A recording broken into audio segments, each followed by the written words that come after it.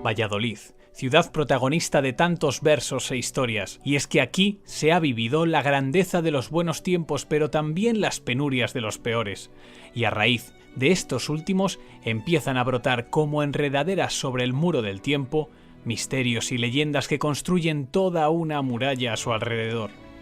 Hoy nos adentramos en estos relatos oscuros que incluyen fantasmas y objetos malditos en esta Valladolid no tan conocida, para mostrar su cara más tenebrosa. Valladolid es una ciudad apasionante, está repleta de misterios, de leyendas.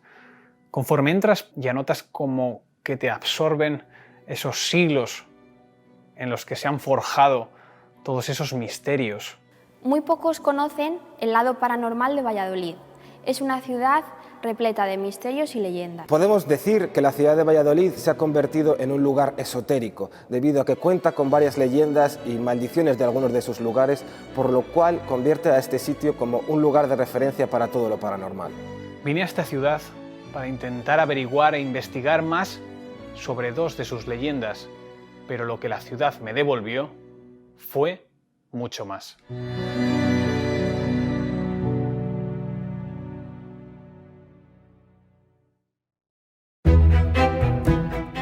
Valladolid fue la capital del Imperio Español durante varios años, pero no solo ha vivido épocas de bonanza. Años de miseria también asolaron la ciudad y todas las historias que empezaron a contarse entonces fueron convirtiéndose en susurros, murmullos que el tiempo ha transformado en cuentos tenebrosos que forman parte ya de la historia de la ciudad. Esta historia oculta nos muestra dos leyendas que nos cuentan, por un lado, lo más tenebroso y oscuro del alma humana y por otro, la bondad y las travesuras de un fantasma entrañable. Las dos tienen en común que confluyen aquí, en esta ciudad vallisoletana. En el segundo misterio que investigaré, veré el poder que es capaz de alcanzar el diablo en el alma de los hombres con las promesas de conseguir el conocimiento pleno. Misterio oscuro e inquietante, muy alejado de lo que es el primero que voy a conocer. El primero de estos misterios está estrechamente relacionado con la que fue una de las figuras más importantes de esta ciudad, José Zorrilla. Para entender qué le ocurrió, he venido aquí a conocer más sobre el autor, sobre su vida, a la que fue su casa.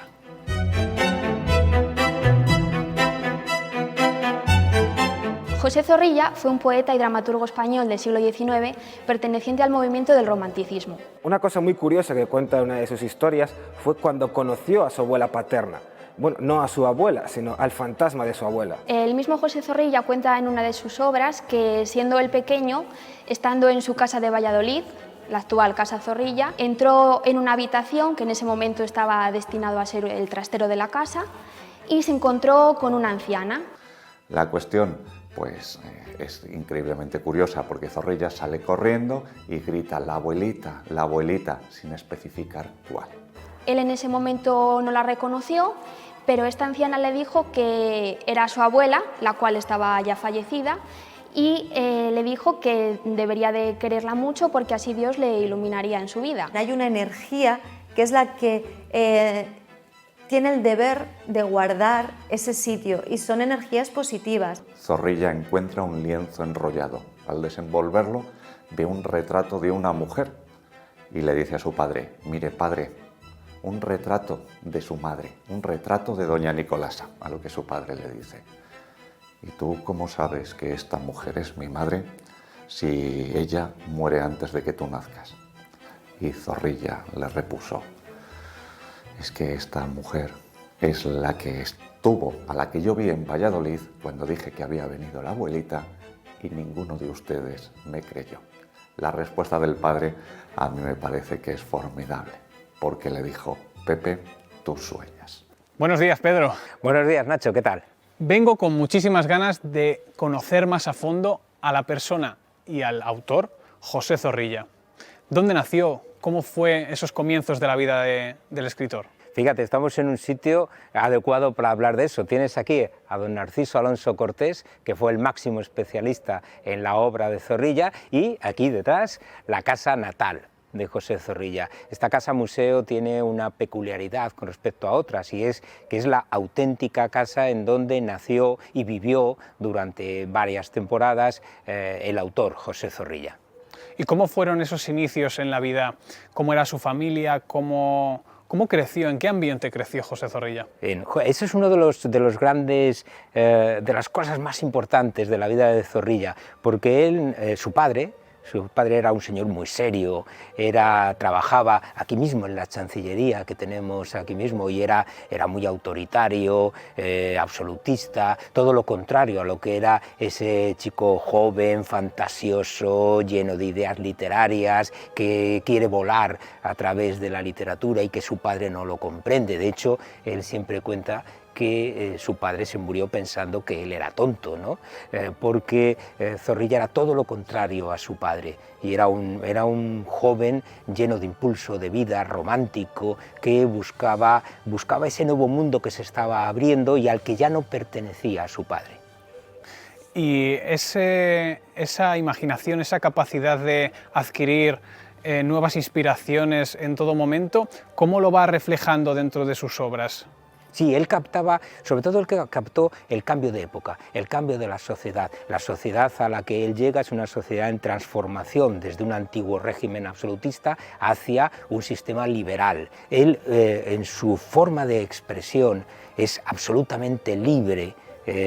Combina diferentes versos, combina diferentes géneros, y en su forma de sentir es también novedoso, por ejemplo, en el tema del amor y en la libertad de amar, o en el sentimiento religioso. Es absolutamente novedoso, es esa nueva época que está surgiendo. También, aparte de esos temas referentes al amor, referentes a entender la vida de otra manera, él suele tocar y encauzarse también en unos terrenos un poco más esotéricos, un poco fantasmagóricos, ¿no? ¿Cómo trata la muerte José Zorrilla en sus obras? Fíjate, esos temas esotéricos, esos temas de fantasmas que están en su obra, están tocados con esa fantasía romántica. Él sabe muy bien cómo introducir esos elementos para crear expectativa, para crear emoción. El romanticismo es sobre todo esa mezcla. Estamos en la época en la que se está transformando la sociedad, y en esa sociedad todavía cabe el misterio, la magia, como una ansia de expansión del ser humano, efectivamente, y eso es una de las claves en las que introduce su obra. La muerte es un elemento presente, continuo. La muerte, pero en esto son también claves románticas, la muerte como una forma de liberación del ser humano, por ejemplo, buscar la muerte para liberarte de los prejuicios sociales, de las trabas sociales, el amor más allá de la muerte, que vamos a ver en varias de sus obras. Solo el amor puede realizarse de verdad después de muerto, porque la sociedad lo impide, las trabas sociales lo impide. Ese concepto de muerte que tiene es una contestación a la vida de las trabas sociales que hay en su época. Zorrilla escribió 30 obras de teatro. Zorrilla escribió miles de versos, leyendas, otro tipo de poesía lírica. Escribió la mejor prosa del siglo XIX, en Los recuerdos del tiempo viejo, que es una obra deliciosa que hay que leer, pero el Don Juan Tenorio es la clave de su obra. ¿Por qué? Primero porque recoge toda una tradición, una leyenda, un mito. Enfrentarse con el mito del Don Juan Tenorio y hacer algo nuevo era un reto, y él lo consigue. ¿Y por qué lo hace? Porque en el Don Juan Tenorio está el nuevo sentimiento de amor, el nuevo tipo de sociedad, ese concepto también de religión nueva, diferente, la religión del amor frente a la religión severa anterior, esa transformación, que quizá hoy no lo vemos porque estamos muy alejados de aquella sensibilidad, pero en aquel momento supuso un cambio profundo. Y luego, por otra razón, el Don Juan Tenorio es una perfecta estructura teatral, divertidísima, que habla de teatro, habla de sentimientos, que funciona, que tiene un ritmo perfecto. Bueno, Pedro, pues muchísimas gracias por darme a conocer toda la imagen y la vida de José Zorrilla y de su obra. Muchas gracias.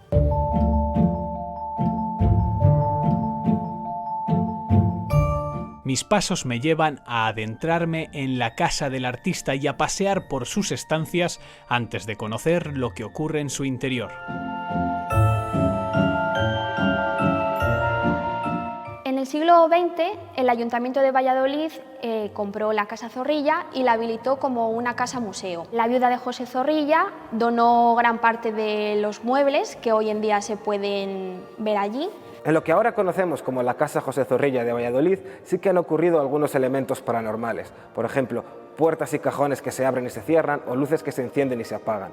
Todo esto parece que ha aumentado desde que salió del circuito turístico la habitación de invitados, que era la habitación donde vivía la abuela de José Zorrilla. Cuentan las personas que allí trabajan que en esa casa habita todavía el espíritu de la abuela de José Zorrilla, la abuela Nicolasa, y que tienen lugar una serie de acontecimientos paranormales. ¿Diferentes tipos de fantasmas? No hay, pero sí que se pueden calificar.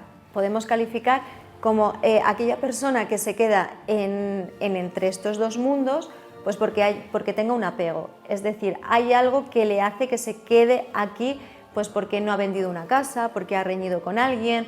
También se quedan aquí los que tienen mucho cabreo y están muy enfadados. Están aquellas personas que se quedan porque no saben que han fallecido. Entonces, esas personas son como que ha pasado una muerte súbita, un accidente, es como que se quedan los despistados, ¿no? Yo los llamo los despistados. La prensa se hizo eco de todos estos hechos y el fantasma de la abuela Nicolasa se convirtió en una atracción de la propia casa. Pero ¿cómo sucedió todo? Voy a investigar alguna de las estancias antes de que la directora del museo me aporte un poco de luz a estos misterios.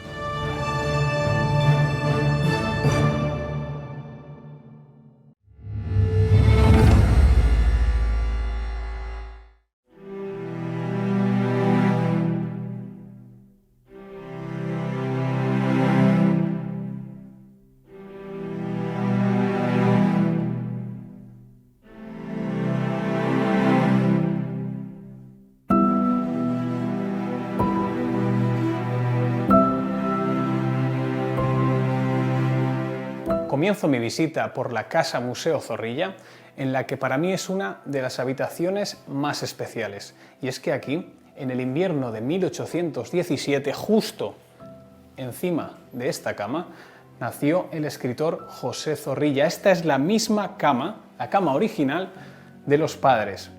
Y lo que me parece también muy especial de esta habitación es que pertenecía en otro tiempo al Palacio Revilla, que está justo aquí al lado.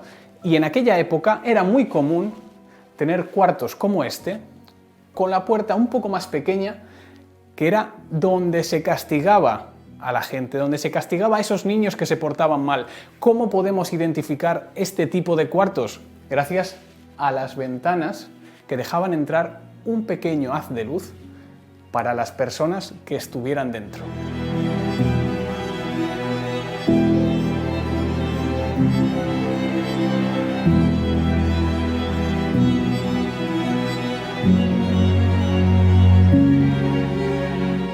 Este es el vestidor de la casa. Aquí las personas de la época lo que hacían, aparte de cambiarse, también era estar, era leer, era pasar el tiempo.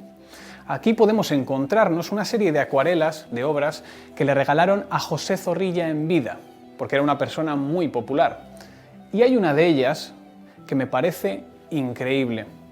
Me apasiona porque refleja perfectamente toda esa filosofía, todos esos temas que trataba el romanticismo, tanto en la literatura, en la escultura, en la pintura, que son la muerte, ese dolor, esa pobreza, y todo se refleja en esta escena en el cementerio, con una madre y su hijo llorando en la tumba del que parece el padre.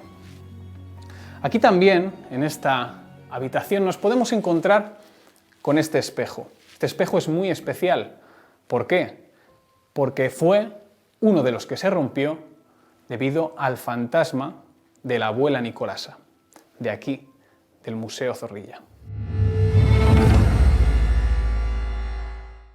Estoy fascinado, sobrecogido por esta casa Zorrilla. ¿En qué momento se crea algo así, esta casa museo? Esta casa museo tiene una historia un poquito larga. En esta casa nace el poeta en 1817, con lo cual ya hablamos de hace más de 200 años.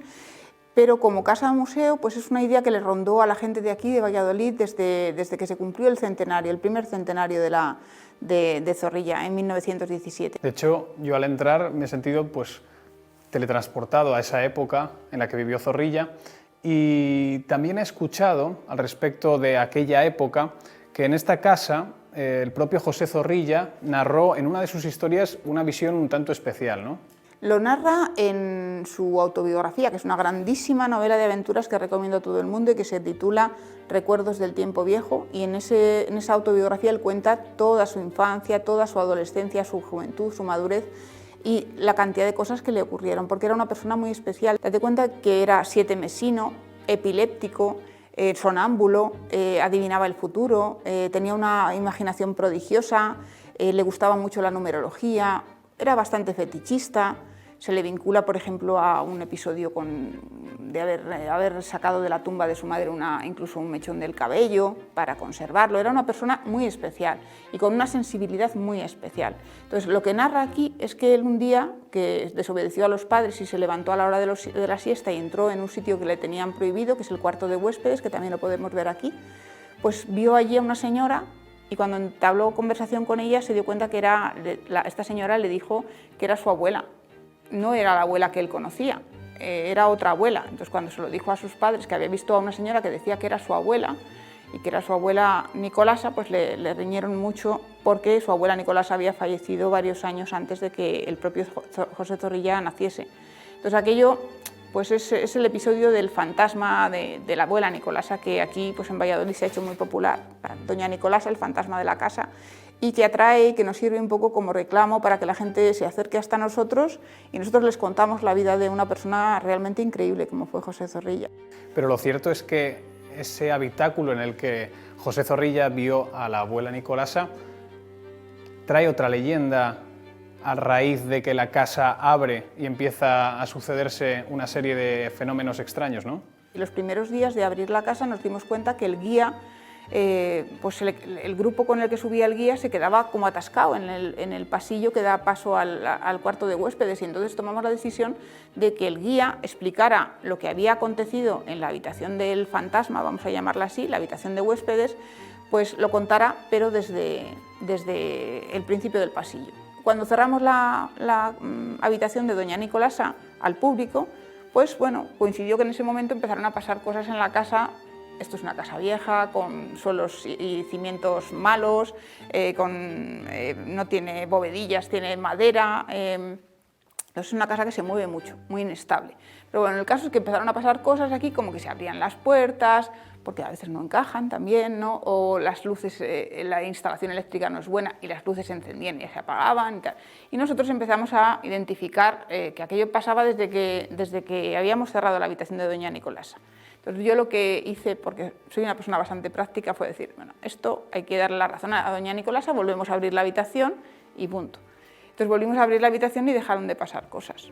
Además, años después, según tengo entendido, José Zorrilla fue, con 13 años, si no me equivoco, fue al pueblo de su padre y, sí, a Torquemada. Y en Torquemada allí vio algo que hizo que sus padres cambiaran un poco de opinión respecto a la bronca que le echaron en aquel momento, ¿no? Claro, porque en aquel viaje a Torquemada, que acompañaba a su padre para arreglar unos papeles y unas cosas de unas tierras, pues él, mientras el padre trabajaba, se subió al desván y desempolvando cosas encontró un retrato que cuando lo abrió y lo vio, lo desplegó, bajó corriendo a ver a su padre a donde estaba trabajando y le dijo: papá, me llevé una bronca hace unos años, pero me llevé una bronca y un castigo tremendo, como casi todos los días, porque se debía llevar broncas y castigos todos los días. Pero tenía razón, esta es la señora que yo vi en el cuarto de huéspedes. Y entonces le cayó otra bronca y otro castigo todavía más acorde ya a un jovencito de 13 o 14 años, porque aquella señora había fallecido antes, era la madre del padre de Zorrilla, o sea, era su abuela paterna, doña Nicolasa, y era imposible que la hubiese visto.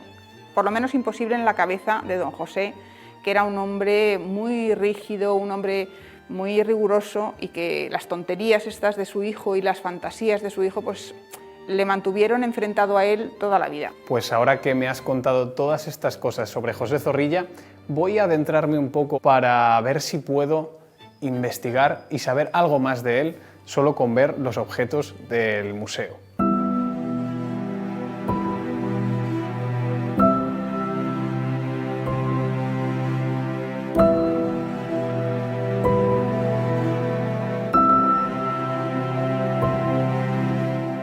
En esta habitación podemos encontrar el que fue el escritorio de José Zorrilla, sobre el cual escribió multitud de sus versos.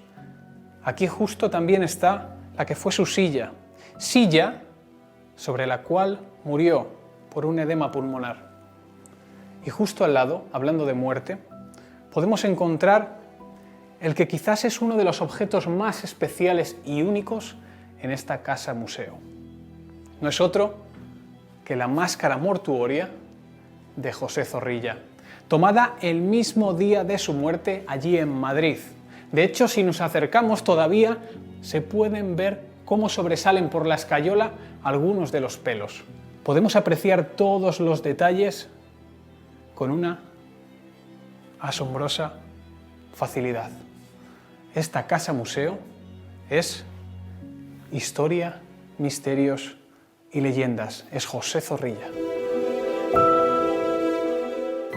Era habitual que a San Miguel, al Santo Arcángel, se le representase venciendo a Lucifer, y nos dice Zorrilla que de niño, una de estas mañanas densas, con una niebla increíblemente densa, se encontró que ese demonio, esa estatua del demonio, iba a lomos del caballo de la iglesia de San Martín paseando por esta calle.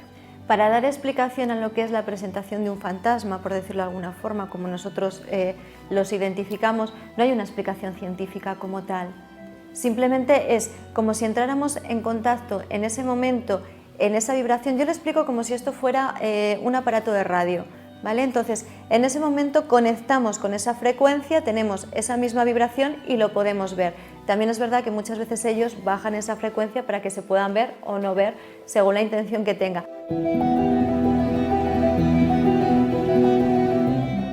Cruzo este largo pasillo para llegar al rincón más mágico de la casa. Hacerlo es como viajar hacia otra dimensión.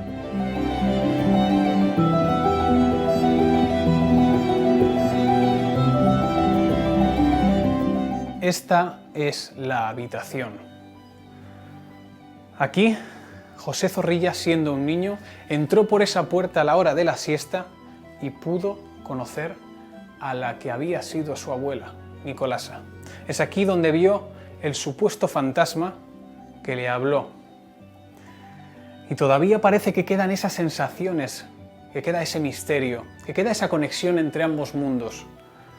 Por eso, si se visita esta casa museo José Zorrilla, los amantes del misterio sabréis valorar lo que significa este lugar nada más cruzar esa puerta.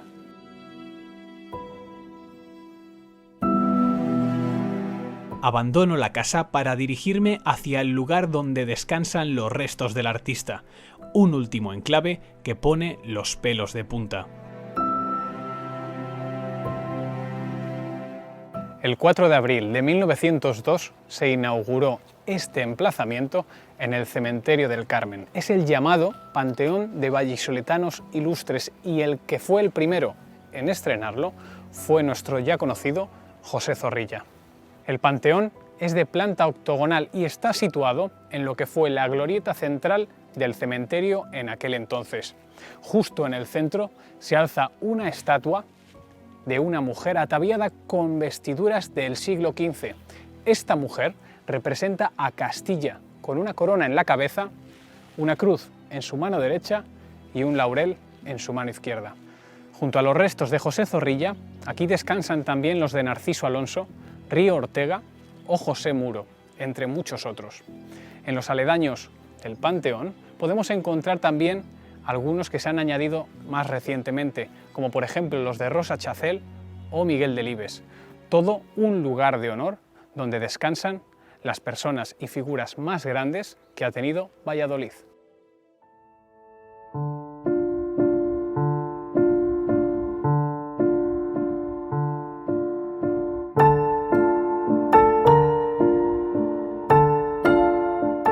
El conocer la obra y vida de José Zorrilla no hace sino aumentar el halo de misterio que rodea a su persona. Visitar la casa en la que nació y creció ya es toda una experiencia a través del tiempo, pero lo realmente interesante es esa conexión sobre lo que le sucedió al escritor hace aproximadamente 200 años con lo que ha ocurrido recientemente en la Casa Museo. Es evidente que algo se ha quedado dentro de estas paredes. Algo que ya inspiró con su dulzura al propio artista y que supo llevar a sus escritos con esa capacidad de mostrar lo sobrenatural que él solo poseía. Su sensibilidad para percibir lo insólito desde muy pequeño nos ha dejado numerosos enigmas para siempre. Una gran cantidad de imágenes fantasmagóricas imposibles de olvidar y entre las que destaca, siempre tras ese inacabable pasillo, la ya famosa Abuela Nicolasa.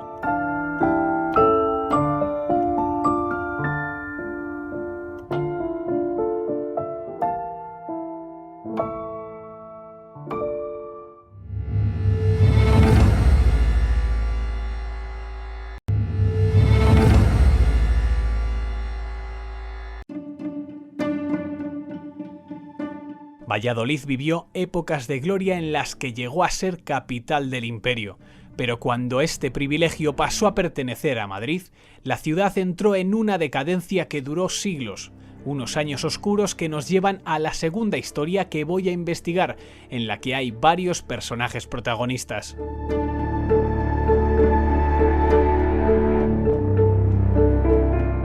Por un lado, tenemos a un estudiante de medicina obsesionado con la anatomía.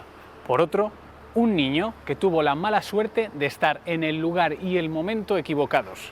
Por otro lado, tenemos a un nigromante navarro y por último, a un sillón maldito que se encuentra hoy en día tras las puertas de este Museo Arqueológico de Valladolid. Es el llamado Sillón del Diablo. El Sillón del Diablo es un objeto misterioso que podríamos encuadrar dentro de lo que llamaríamos objetos malditos. El Sillón del Diablo, como bien indica la palabra, pues es un sillón que está maldito.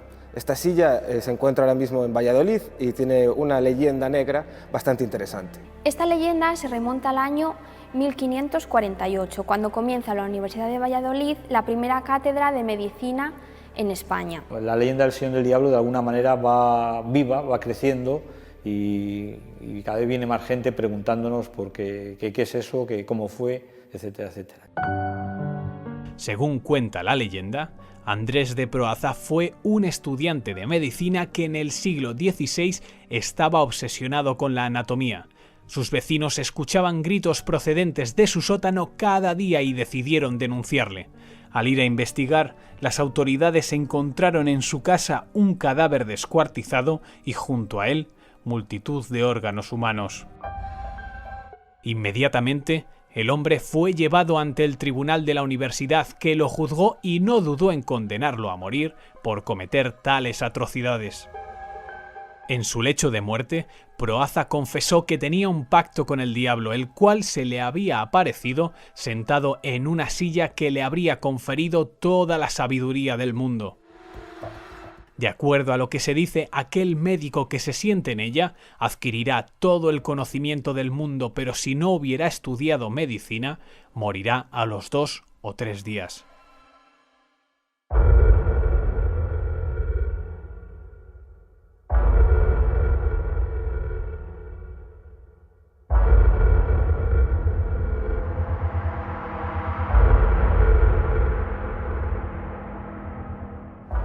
Esta fue, a grandes rasgos, la historia del Sillón del Diablo. Y yo he venido hasta aquí, al Palacio de Fabio Nelli, para charlar con Víctor sobre los entresijos de este objeto maldito.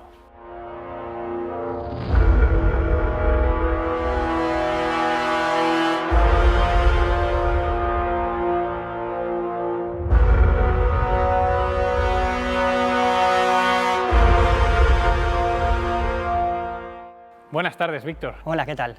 Pues estoy buscando saber más sobre la leyenda del Sillón del Diablo y tengo entendido que tú has escrito un libro sobre él. ¿Qué te inspiró de esta leyenda para escribirlo? Pues verás, en cuanto escuché la leyenda, en cuanto me la contaron, tuve que saber más. Entonces enseguida me puse a recabar información, a intentar descubrir cómo era la leyenda y supe que tenía que escribir sobre ella. Era una leyenda que hay que escribir sobre ella, no había nada escrito. Entonces la historia empezó a cobrar fuerza en mi cabeza, aparecieron los personajes, aparecieron todas las tramas y me puse manos a la obra. ¿Y esta leyenda cómo comienza? ¿En qué tiempo? ¿En qué momento? ¿En qué lugar? Bueno, la leyenda nos traslada al siglo XVI, que es el momento en el que el Valladolid es nuestro máximo periodo histórico, es cuando nos convertimos en el Valladolid de la corte. Entonces nos traslada a esa época, al año 1550, pleno siglo XVI, que yo diría pues, que es cuando Valladolid conoció su máximo momento histórico. Y en ese máximo momento de riqueza de la ciudad, ¿qué personaje entra a formar parte de esta leyenda? Bueno, la historia nos habla de Andrés de Proaza. Andrés de Proaza era un médico portugués y bueno, pues viene aquí a estudiar medicina por una razón que es que hacía Valladolid única. Y es un poco el contexto histórico. Resulta que Valladolid nos convertimos en la primera ciudad de Europa donde se podía diseccionar cadáveres. Y es que desde que en 1299 el Papa Bonifacio VIII prohibió las disecciones de cadáveres mediante la bula Ex Sepulturis, estaban prohibidas. No se podían, ni en medicina ni nada. Entonces, ¿qué sucede? Que Alonso Rodríguez de Guevara, que era un médico granadino, en ese año 1550 pide permiso al rey Carlos I para que le permita crear una cátedra de medicina en la que diseccionar cadáveres. Y el rey se la concede, le autorizan. Entonces se plantea varias universidades, la Universidad de Salamanca, la Universidad de Alcalá de Henares, pero al final se escoge la de Valladolid pues porque éramos una ciudad en ese momento efervescente, la capital en ese momento de la corte, ¿no? Entonces viene a Valladolid buscando aprender medicina con cadáveres, pudiendo ver en vivo el cuerpo real, pudiendo ver los órganos, pudiendo practicar con cadáveres reales. Y Andrés de Proaza llega a Valladolid para estudiar medicina o siendo ya un médico, según las dos vertientes de la teoría. ¿Qué ocurre después? Pues se asienta o se aloja en una casa que estaba en la calle Esgueva y desde que Andrés de Proaza se alojó en esa casa ya los vecinos se quejaban de que oían ruidos extraños, de que veían salir luces raras, de que el río se teñía de rojo a su paso por su casa. Entonces ya la gente estaba un poco mosqueada. Un día desaparece un niño de 8 o 10 años, le buscan por toda la ciudad y no aparece. Entonces la gente se le ocurre la idea y dice, a ver si va a estar en la casa del médico este. Entonces entran los alguaciles, entran en la casa del médico Andrés de Proaza, del estudiante de medicina Andrés de Proaza, y en el sótano se encuentran al niño tendido sobre una tabla, sobre una mesa, y totalmente con los órganos dispersos por la mesa, con el pecho abierto en canal y totalmente estaba muerto y con los órganos dispersos. Obviamente lo detienen y como era estudiante de la universidad pasa en un primer lugar a ser, vamos a decir, propiedad o jurisdicción de la propia universidad. Lo que ocurre es que enseguida la Inquisición toma cartas en el asunto pues, por ciertas cosas que él confiesa. Lo que él confiesa es que él tenía un sillón frailero, entonces ese sillón frailero según él se lo había regalado un nigromante navarro. Entonces él dice que cada vez que se sentaba en ese sillón se le aparecía el diablo y le decía lo que tenía que hacer para poder adquirir conocimientos supremos de medicina y ser capaz de obtener todo el poder y todo el conocimiento sobre la medicina. Estamos hablando de una leyenda que recuerda mucho a Fausto, el hombre que pacta con el diablo para conseguir todo el conocimiento del mundo. Pues si te parece, Víctor, ¿Nos acercamos a ver ese sillón del diablo y continuamos charlando? El sillón pasó a manos de la Universidad de Valladolid. En un primer momento comenzó a utilizarse, pero las personas que se sentaban en él acabaron muriendo. Se dice que el que se sienta en este sillón le pueden ocurrir dos cosas. Una, que el diablo lo acepte y le dé algún tipo de conocimiento. O la segunda opción es que el que se sienta en él, el diablo no lo acepte y entonces muera de alguna extraña manera en los siguientes días. Lo cierto es que la última persona que sabemos que se ha sentado se pidió una excedencia, desapareció y no hemos vuelto a saber de ella. Víctor, ¿este es el sillón del diablo? Sí. Da mala espina, No transmite buenas sensaciones. ninguna, absolutamente ninguna. Es como estar al lado de algo que te está repeliendo. ¿Y qué fue lo que Proaza dijo justo cuando le ajusticiaron? Proaza lanzó una maldición. Entonces, esa maldición lo que hizo fue salvar el sillón. Con esa maldición lo salvó. Lo que dijo es, todo aquel que se siente en el sillón 3 veces sin ser médico o todo aquel que intente destruirlo, morirá. Entonces, cuando a Teresa de Proaza fue condenado, fue arrestado, todos sus muebles fueron subastados. Hubo varias subastas, pero nadie se atrevió a pujar por los muebles de un asesino, y menos aún por unos muebles malditos. Entonces los muebles se los quedó la Universidad de Valladolid, y la universidad los coge y los guarda en un trastero. Tampoco se atreve a hacer nada con ellos, es decir, son de ellos, pero no deja de ser unos muebles malditos, sobre todo el sillón, los muebles de un asesino. Entonces los dejan apilados en un almacén y así permanecen durante muchos años. Es en ese momento en el que este sillón pasa a formar parte de ese trastero de la universidad cuando se empieza a forjar de verdad la leyenda, ¿no? Sí, porque un bedel un día accede a ese trastero, entonces rescata el sillón, lo coloca en su entrada, en su despacho donde tiene el bedel y se dedica a usarlo para descansar. ¿Qué sucede? Que tal y como dice la leyenda, al tercer día de haberse sentado en él, el bedel aparece muerto. Nadie le da importancia, ¿vale? Pues a lo mejor le ha dado un infarto, le ha llegado la hora, pues de acuerdo, cogen al bedel, se le entierra y lo que hace la universidad es reponer al funcionario con un nuevo empleado. Entonces el bedel nuevo también utiliza el sillón y al tercer día el nuevo bedel vuelve a aparecer muerto en idénticas situaciones, en idénticas condiciones. Entonces es cuando la Universidad de Valladolid se mosquea y dice, 2 bedeles en 3 días, ¿qué está pasando aquí? Entonces investigan un poco y se recuerda la leyenda del sillón del diablo, es decir, descubren qué sillón es este y cuál es la leyenda del sillón del diablo. Lo deciden castigar de alguna manera colgándolo boca abajo de la capilla de la universitaria y ahí permaneció hasta que en 1909 se derribó el edificio de la universidad y el sillón es donado al Palacio de Fabionelli, al museo, entonces sea Museo Arqueológico de Valladolid, pero bueno, al Museo de Valladolid. Y después de que pasara de estar en la universidad al Palacio Fabionelli, ¿qué hicieron con el sillón? De estar colgado boca abajo como estaba, yo lo veo aquí muy normal, ¿no? Bueno, ha pasado de estar expuesto aquí en el Museo Fabionelli, tiene un cordoncito rojo para que no se pueda sentar nadie encima, es lo único que tiene.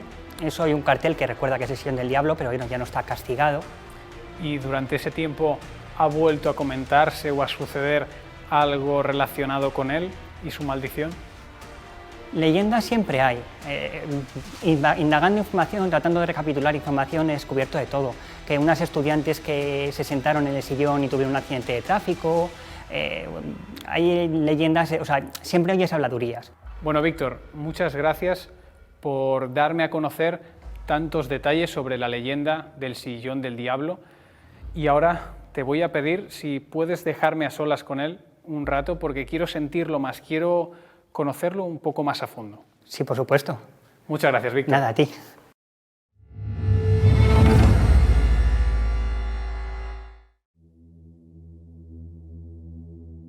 Miro al sillón que se encuentra ante mí como quien mira a alguien que ya conoce y que no quiere tener cerca.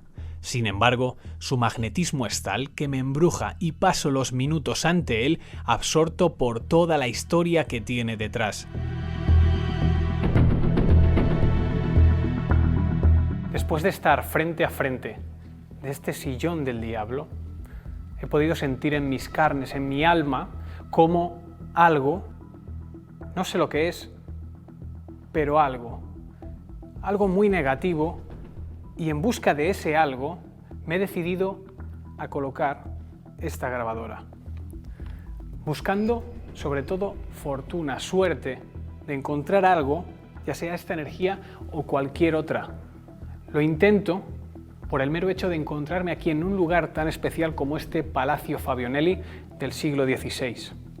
Es por eso que voy a dejar la grabadora, esperar y después llevármela a analizar a ver si hemos tenido fortuna.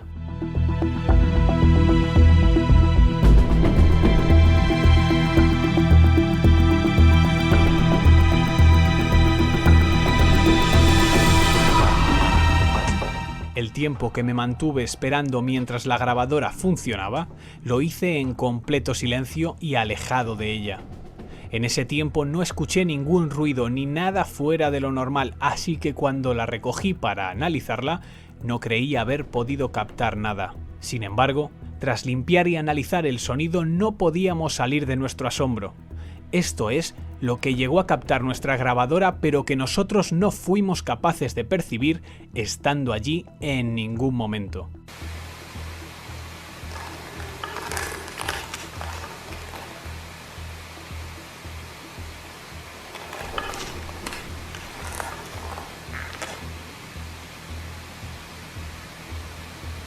Según lo que nos parece, es como el sonido de una soga o de una cuerda retorciéndose. Volvemos a escucharlo para observarlo más claramente.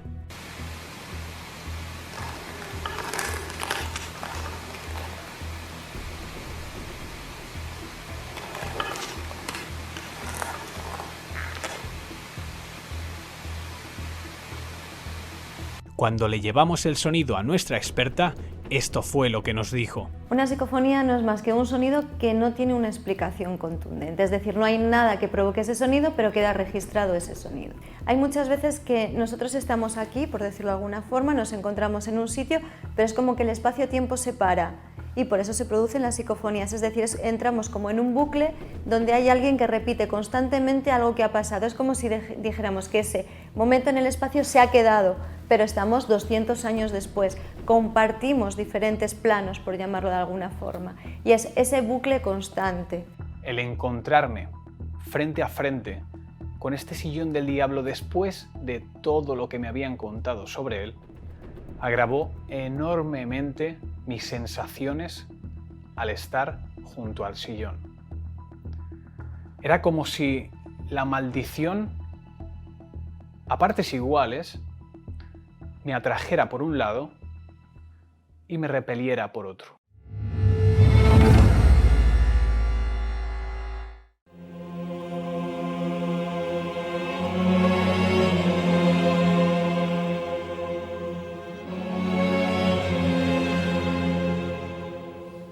En mi investigación aquí hoy en la ciudad de Valladolid, he podido comprobar cómo la propia urbe y las leyendas están vivas. Y eso es lo más enriquecedor que se puede decir, ya que probablemente si vuelvo aquí dentro de 20 años a investigar de nuevo sobre la abuela Nicolasa y sobre el sillón del diablo, probablemente me encuentre historias cambiadas a como las he podido escuchar hoy. Y eso es lo más bonito que se puede decir sobre todo esto. La ciudad, al igual que las leyendas, están vivas. Se han ido forjando con el paso de los siglos y de los susurros de las personas que habitan en ellas. Y ahí radica su eternidad. Siempre serán perennes en la mente de todas las personas.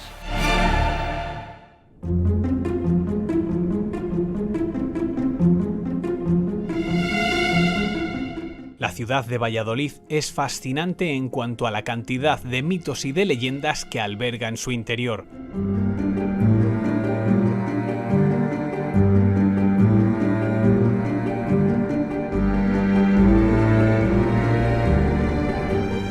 Zorrilla se ocupó de que el esoterismo y lo paranormal fueran una atracción más de la ciudad y su abuela Nicolasa se ha encargado de mantener su legado.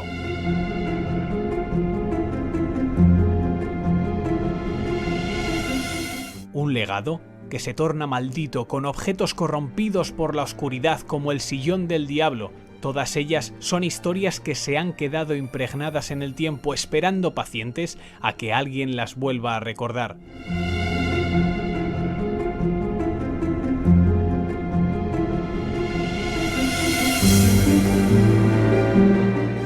Leyendas y mitos que son eternas en una urbe que las oculta recelosa.